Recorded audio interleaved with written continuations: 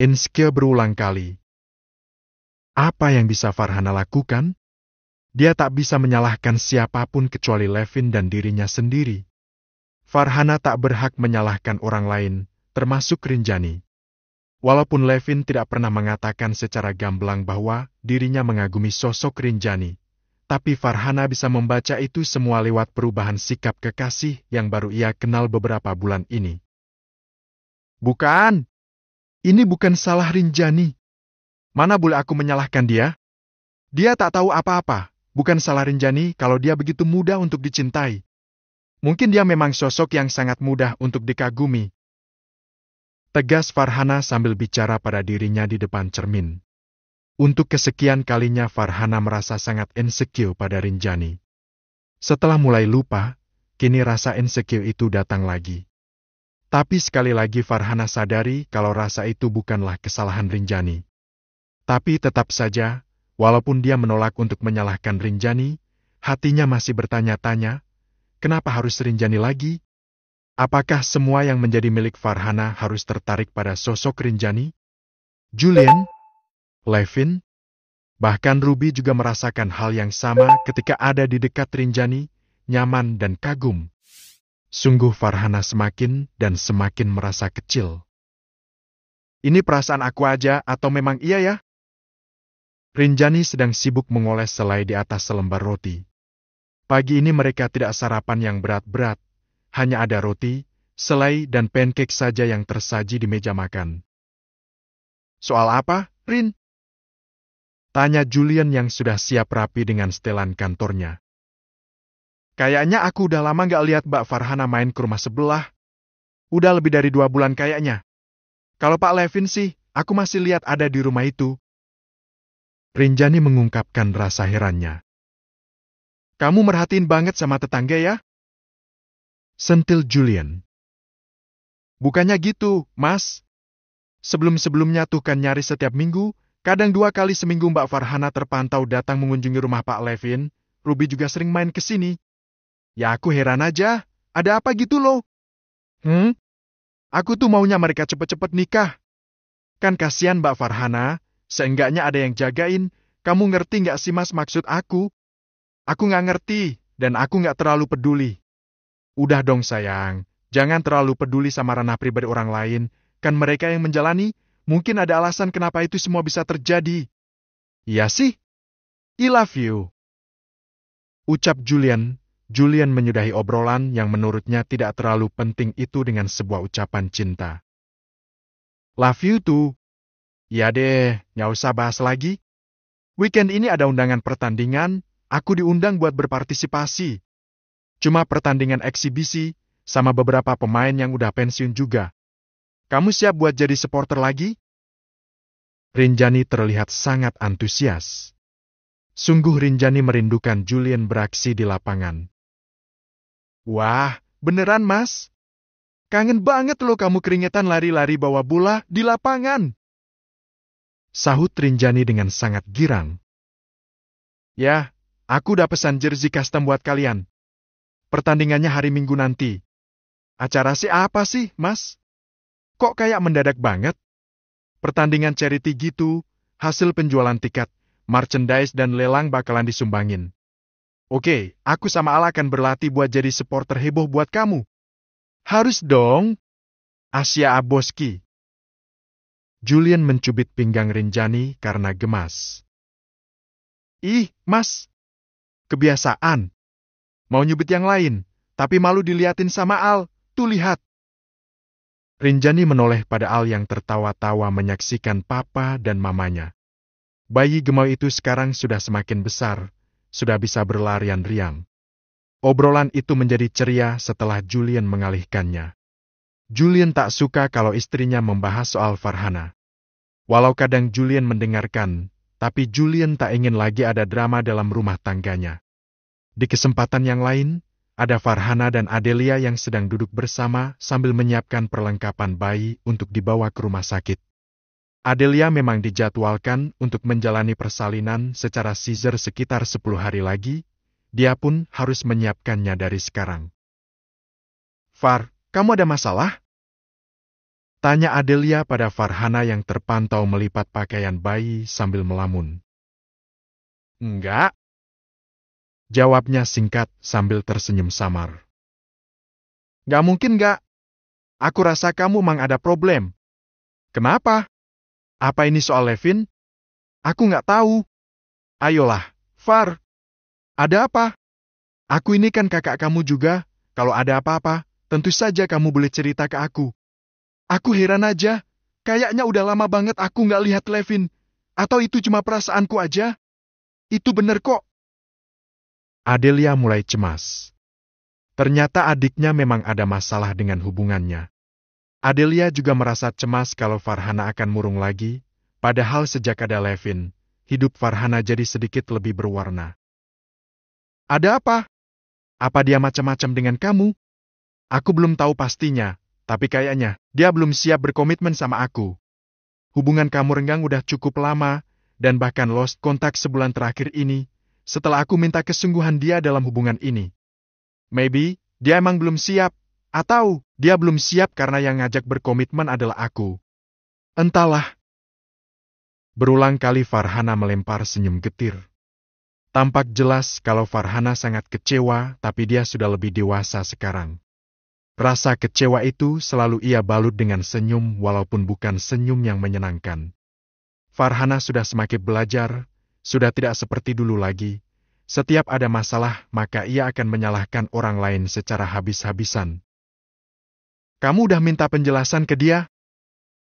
Tanya Adelia dan kini ia fokus menyimak adik iparnya itu. Aku ngerasa nggak berhak buat nuntut, Kak. Pas Levin bersikap acuh setelah aku ajak buat nikah, aku udah sadar aja kalau dia emang nggak siap. Aku malu kalau nuntut, makanya aku diamin aja. Dan buktinya, dia sepertinya senang aku abaikan. Mungkin selama ini dia cuma mau bersenang-senang. Dia itu kan bujang yang belum pernah nikah. Aku cuma janda yang punya anak, jadi aku maklumi itu. Adelia ikut sedih, tapi Adelia salut karena Farhana terlihat begitu tegar. Sungguh Adelia tak menyangka kalau Farhana yang sangat egois sekarang sudah jauh lebih baik sejak kecelakaan di Sungai Air beberapa bulan lalu. Sabar ya, mungkin ini emang ujian buat melatih kesabaran kamu, Far. Adelia mengusap punggung Farhana dengan lembut. Iya, Kak. Untuk jadi orang baik, pasti akan banyak rintangan yang dihadapi. Aku berusaha buat sadar dengan hal itu. Mungkin ini juga sedikit teguran buat aku yang dulunya egois dan selalu mementingkan keinginan aku sendiri. Kamu sudah melewati semuanya dengan sabar. Salut, pasti kebahagiaan yang sebenarnya akan datang secepatnya. Tuhan melepaskan orang yang tidak mau berkomitmen untuk memberi kesempatan pada orang yang lebih serius. Yakinlah! Farhana mengangguk sambil tersenyum, walaupun senyumnya belum terlalu lepas. Ah iya, hari Minggu ini ada pertandingan basket. Bukan pertandingan kompetisi resmi, cuma pertandingan amal gitu. Julian katanya ikut main. Kita nonton yuk! Ajak Adelia agar membuat Farhana semangat. Oh ya? Wah, kangen juga ya Jul main basket. Ayo, kita ajak anak-anak juga. Oke. Adelia tidak cemas lagi kalau Farhana akan menggoda Julian. Itu sudah tidak mungkin karena Adelia percaya kalau Farhana memang sudah benar-benar berubah menjadi lebih baik. Bahkan Farhana sadar kalau apa yang ia alami selama ini adalah sebagian kecil dari teguran untuknya yang dulu memiliki niat untuk merebut kebahagiaan orang lain. Mencuri kesempatan. Minggu pagi yang cerah, Rinjani ingin berjalan-jalan santai di jalanan komplek bersama Al yang semakin senang berlarian. Al semakin aktif dan ingin bergerak di ruang terbuka yang bebas. Sayangnya Julian tak bisa ikut bergabung dalam acara jalan-jalan santai itu karena harus segera bergabung dengan tim yang akan bertanding nanti sore. Pertandingan amal itu akan digelar sore ini. Walau hanya pertandingan eksibisi, tapi kabarnya tiket penonton sudah habis terjual. Banyak orang yang antusias ingin melihat Julian Prawira kembali berlaga di lapangan, sebab Julian memang memutuskan untuk pensiun dini di usia emasnya dan di saat performanya sedang ada di puncak. Bahkan popularitasnya juga sedang menanjak sehingga banyak brand produk fashion dan produk perawatan ingin menjadikannya sebagai seorang brand ambassador. Tapi dia telah memutuskan. Dia lebih memilih untuk menjalankan pekerjaan yang tak kalah precious yang membuat banyak wanita semakin antusias. Melepas profesi sebagai atlet populer, kemudian menyandang sebagai seorang CEO di perusahaan besar. Julian Prawira seakan tak ada habisnya. Perhatian dan kekaguman para fans tak pernah surut untuk dirinya. Bye, Pah. Sampai ketemu nanti di pertandingan. Ujar Rinjani sambil melambaikan tangan pada Julian yang siap pergi. Datang lebih awal ya, Papa tunggu kalian nanti di venue. Sahut Julian. Al juga melambaikan tangan mungilnya. Mereka berpamitan di depan gerbang rumah dan Julian menyempatkan diri mengecup pipi Al sebelum pergi. Julian pergi setelah puas berpamitan. Bye-bye. Al dan Rinjani terus melambaikan tangan pada mobil Julian yang terus menjauh pergi meninggalkan mereka. Nah, sekarang kita lanjut jogging. Are you ready? Rinjani merapikan penampilan Al sebelum mereka start untuk berjogging ria. Al malah melarikan diri dan berlarian lebih dulu meninggalkan Rinjani. Ya ampun, Al! Al tungguin Mama dong! Rinjani menyusul dan di saat yang bersamaan, Levin keluar dari gerbang rumahnya dan dihampiri oleh Al. Hai, baby boy, sedang apa kamu di sini? Sapa Levin, tapi Al mengabaikan Levin dan terus berlarian. Levin menoleh ke sisi lain dan melihat Rinjani yang berusaha menyusul bayi kecil itu. Pagi! Sapa Rinjani seperlunya. Sapaan Rinjani yang dilengkapi dengan senyum cerah membuat hati Levin serasa meledak. Kombinasi itu adalah yang Levin butuhkan di pagi yang suntuk ini. Ya Tuhan, satu saja yang seperti dia. Batin Levin jadi berpikir melebar. Au! Tunggu Mama dong, ya ampun kamu larinya cepat banget loh. Seru Rinjani dan terus berusaha mengejar sampai akhirnya bisa ia jangkau dan awasi lebih dekat. Pokoknya pagi ini Al sangat bersemangat. Rencananya mereka akan pergi ke taman komplek di ujung jalan sana. Di sana ada taman yang sering dikunjungi oleh para penghuni komplek. Selain banyak permainan anak-anak juga ada banyak stand makanan untuk jajan. Ayo lompat! Lompatnya Papa kayak gimana ayo? Celoteh Rinjani sambil mensejajarkan langkahnya dengan langkah kecil Al yang lincah. Tanpa Rinjani sadari kalau Levin mengikutinya. Kebetulan, pagi ini Levin juga sudah memakai kostum jogging. Tadinya ia akan bersepeda, tapi dia mengabaikan sepedanya dan lebih memilih berjogging ria menyusul Rinjani dan baby Al. Semangat banget ya, Al, gemas! Ucap Levin yang sudah mensejajarkan langkah dengan Rinjani dan Al. Rinjani kaget dan spontan menoleh ke sisi kanannya. Dan di saat Rinjani menoleh, ada serangan panah asmara lagi yang menghujam tepat ke jantung hati Levin. Levin sadar kalau perasaannya adalah sebuah dosa, tapi sungguh, rasa kagumnya terhadap Rinjani tak bisa ditolak. Levin benar-benar tak bisa menjaga hatinya, sehingga ia merasa hilang rasa pada Farhana sejak bertemu sosok Rinjani. Pak Levin, mau ke taman juga? Sapa Rinjani. Iya, sekalian nyari sarapan. Katanya di sana emang ada pusat kulinernya. Saya baru mau coba jalan ke sana. Tamannya udah selesai dipugar seminggu yang lalu. Sekarang semakin banyak ruang terbuka hijau dan tenda-tenda makanan. Ya, katanya begitu. Rinjani menghentikan langkah karena Al juga berhenti. Dia memperhatikan dedaunan dan ternyata dia melihat capung hinggap dan ada rasa ingin menangkapnya. Apa itu, Nak? Levin jadi bingung, apa dia juga ikut berhenti? Karena jujur saja dia ingin jalan bersama Rinjani dan memanfaatkan kesempatan. Sebenarnya tak ada niat merebut Rinjani dari Julian, Levin hanya menikmati perasaan kagumnya. Dia pun sadar diri kalau dirinya tak akan mungkin mampu menyaingi seorang Julian Prawira. Tapi setidaknya Levin bisa mengenal dan berinteraksi dengan Rinjani yang ia sukai. Capungnya pergi deh. Al putar balik arah mengejar capung yang terbaik menjauh ke atas sana. Ya ampun, Al, nggak mungkin kekejar sayang, kata Rinjani dan terus mengikuti tanpa lelah. Sekarang Rinjani memang tidak lagi mendorong-dorong troli, tapi Rinjani harus menyiapkan kesabaran untuk mengejar Al ke sana kemari. Al, kamu mau pulang? Ya ampun, Al. Al benar-benar putar balik dan malah kembali menuju ke gerbang rumahnya. Levin hanya tersenyum dan menyaksikan betapa menggemaskannya potret keseruan Rinjani yang lari-lari mengejar Al. Levin tidak keberatan walaupun dia kehilangan kesempatan untuk berjalan lebih lama dengan Rinjani. Kau tegur sapa singkat barusan sudah cukup baginya. Suasana venue sudah penuh sesak bersama ribuan penonton lain yang merindukan Julien berlaga. Rinjani sangat merindukan suasana ini.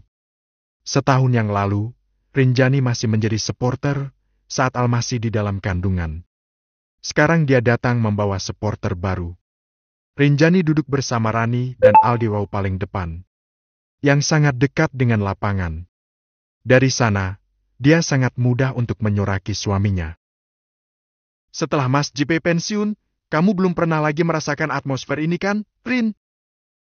Tanya Rani yang ikut mengawasi Al. Tapi Al duduk anteng dengan cemilannya. Iya, Wan. Terakhir sih pas nonton final beberapa bulan lalu, tapi nggak sampai tuntas karena Al keburu rewel. Nah, sekarang kamu nggak boleh rewel loh. Al, Papa JP mau tanding, kamu belum pernah nonton Papa kamu berlaga kan? Bauh, lihat deh nanti betapa hebatnya Papa kamu. Kata Rani pada Al. Papa? Celoteh Al yang sudah mulai memiliki beberapa kosakata yang bisa ia ucapkan. Iya, Papa kamu. Pengoleksi gelar MVP 3 kali berturut-turut. Belum ada yang mecahin rekor itu. Kein kan? Papa bola. Nanti Papa dribbling bola. Tapi kamu jangan minta buat diajakin ke lapangan ya, nanti Papa JP repot. Beberapa kali Al disorot kamera utama sehingga muncul di layar besar. Para supporter ikut gemas dan mengetahui kalau yang sedang disorot adalah JP Junior, anak dari pemain idola mereka. Itu JP Junior udah gede ternyata, gemoy banget ya ampun. Benar-benar fotocopian Mas JP ya. Cakep sedari bayi ya ampun. Pokoknya, hari ini Julien menjadi salah satu pemain yang dinantikan laganya di lapangan. Segala sesuatu tentang Julien juga membuat para fansnya antusias. Nostalgia di lapangan. Karena hanya sebuah pertandingan amal, Julien bermain santai sambil bernostalgia dengan rekan-rekannya. Tapi aksinya selalu mengundang riuh sorak para penonton. Masih saja banyak yang menyayangkan Julien pensiun terlalu dini, tapi pilihan sudah dijatuhkan dan walaupun sudah tidak menjalani pasionnya sebagai seorang pebasket lagi, hidup Julien tak pernah merasa hampa. Karena dia telah memiliki keluarga kecil yang senantiasa membuat hari-harinya terasa berwarna dan penuh semangat. Setelah pertandingan selesai, Julien menghampiri Rinjani dan Al. Kemanapun Julien pergi, maka kamera akan menyorot sehingga para penonton yang duduk jauh di tribun belakang pun bisa melihat setiap gerak Julien. Papa hebat banget ya, Al. Masih bisa lari kenceng, masih bisa cetak banyak poin. Puji Rinjani dengan bangga. Karena ada kalian di sini. Tegas Julien lalu menggendong Al yang kegirangan seolah tahu kalau sore ini papanya menang bertanding. Selalu deh. Kamu emang terbaik. Gak ada duanya. Puji Rinjani. Orang-orang yang duduk di sekitarnya memperhatikan dan tak sedikit pula yang mengabadikan momen kebersamaan Julien dan keluarga kecilnya. Sangat manis dan hangat sehingga sayang sekali untuk dilewatkan. Julien membawa Al ke tengah lapangan untuk merayakan kemenangan sore ini. Begitu Al muncul dalam gendongan papanya, sesi Febio heboh lagi dan menyambut kemunculan JP Junior di hadapan mereka. Para official dan AMSI dalam acara juga ikut gemas dan beberapa kali menetis balita setahun setengah itu. Pokoknya sore ini adalah momen bahagia yang akan selalu dikenang. Julien serasa kembali ke masa-masa emasnya sebagai seorang atlet. Selesai pertandingan, selesai simbolis penyerahan hasil penggalangan dana ke yayasan yang membutuhkan, para supporter yang beruntung diperkenankan untuk masuk ke lapangan. Mereka memanfaatkan momen itu untuk berfoto dan meminta tanda tangan. Sudah bisa ditebak siapa yang paling sibuk di antara pemain lainnya. Tentu saja Julian. Sambil menjaga Al, Julian melayani para fans yang sungguh sangat merindukan dirinya. Gemas banget ya, Mas JP, setelah pensiun dari basket, sekarang jadi CEO dengan keluarga kecil yang lengkap. Ya, jawab Julian sambil membubuhkan tanda tangan yang mengantri. Sehat-sehat terus ya, Mas JP. Semoga segera nambah momongan biar tambah lengkap keluarga kecilnya. Amin. Begitulah, Julian memang terkenal sebagai pemain yang irit bicara. Tapi sore ini dia melayani dengan senyum, apalagi dia sambil ngomong Al. Rinjani tidak lagi melindungi Julian dari para fans nakal seperti saat pertama kali ia menjadi istrinya dulu. Masih ingat nggak sih, dulu kamu standby di dekat Mas JP setiap kali selesai pertandingan? Kayak security yang siap beraksi setiap kali ada fans yang melanggar batas teritorial. Haha. Rani mengingatkan Rinjani. Iya, inget dong. Itu pas waktu awal-awal hamil Al. Takut banget aku Mas JP kena pelet fans dan mengabaikan aku. Haha, sampai segitunya ya. Tapi nggak ada yang ngalahin si Risa sebagai fans barbar. Sekarang kasihan sih, walaupun dia super nyebelin. Tapi prihatin juga kenapa dia sampai ngalamin hal kayak gini. Iya bener. Kalau udah gini sih, kasihan. Tapi aku percaya sama Bening, setelah resmi rujuk sama Mas Rama, Bening pasti akan merawat dan sayang ke anaknya Risa kayak ke anak sendiri. Seenggaknya anaknya kelak nggak kekurangan perhatian, nggak jadi korban. Obrolan menjadi berat saat mereka membahas soal Risa. Nasib Risa memang sangat tragis. Terus, gimana kabar hubungan Mbak Farhono sama mas tetangga? Perasaan udah cukup lama, apa belum ada rencana buat merit? Rani membahas yang lain, padahal Farhana juga ada di venue saat ini, tapi mereka tidak duduk berdekatan. Nah itu juga aku nggak tahu, Ran. Entah perasaanku aja, atau emang akunya yang nggak lihat lagi, tapi Mbak Farhana emang udah jarang kelihatan sambangi rumah Pak Levin. Nah lo, jangan-jangan kandas? Nggak tahu sih, padahal tadi aku ketemu sama Pak Levin. Tapi ya nggak lucu juga kalau aku langsung interview soal hubungannya sama Mbak Farhana. Entar aku dikira kepo lagi. Lah iya, kita kan emang kepo.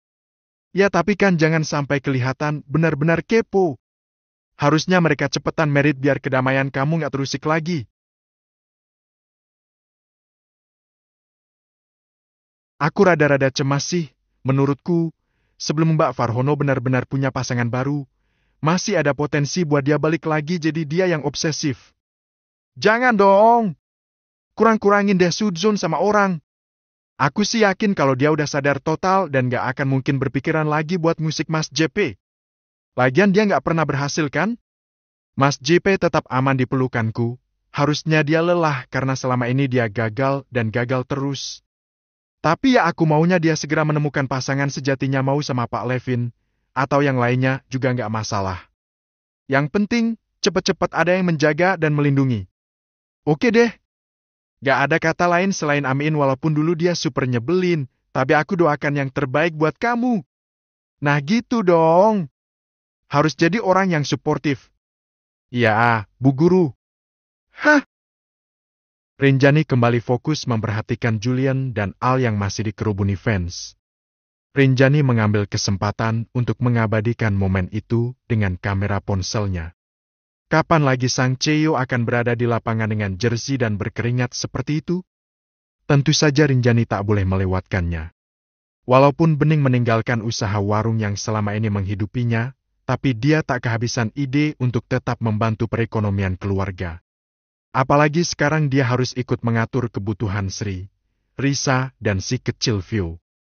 Gaji bulanan Rama sudah tak seperti dulu lagi, tapi lebih berharga sebab sekarang Rama menyerahkan gajinya pada Bening, bukan pada Sri. Tolong antar-antarkan ini ya, Mas. Lumayan buat tambah-tambah uang dapur. kata Bening yang sibuk mengemas makanan buatannya ke dalam hardbox dan siap dikirim ke pemesan. Dari mana kamu belajar usaha kayak gini, Ning? Sumpah ya, sekarang kamu makin cerdas aja loh, bisa bantu aku nambah-nambah penghasilan. Puji Rama yang selalu bangga pada Bening sekarang. Belajar dari Mbak Rin dong. Aku nggak ada maksud buat nyaingin usahanya, aku cuma menjalankan bisnis kecil yang nggak ada seujung kukunya, yang penting bisa aku handle sendiri dan nambah-nambah uang jajan buat Kiran sama Vio. Jawabnya. Dia memang bukan Bening yang lama yang bisanya diinjak dan dihina-hina. Sekarang Bening sudah bangkit dan menjadi perempuan yang lebih kuat. Kamu emang hebat. Mungkin kita harus berpisah dulu buat menyadarkan aku kalau kamu begitu berarti, Ning. Puji Rama lagi. Bening melirik lalu mencebik, jadi ingat bagaimana sikap Rama di pernikahan pertama mereka dulu. Tapi ya sudahlah. Jika mengenang kegetiran di masa lalu, hati tak akan pernah ikhlas. Bening pun melupakannya dan sekarang akan fokus melangkah ke depan demi kebahagiaannya dan kebahagiaan anaknya. Beberapa tahun kemudian,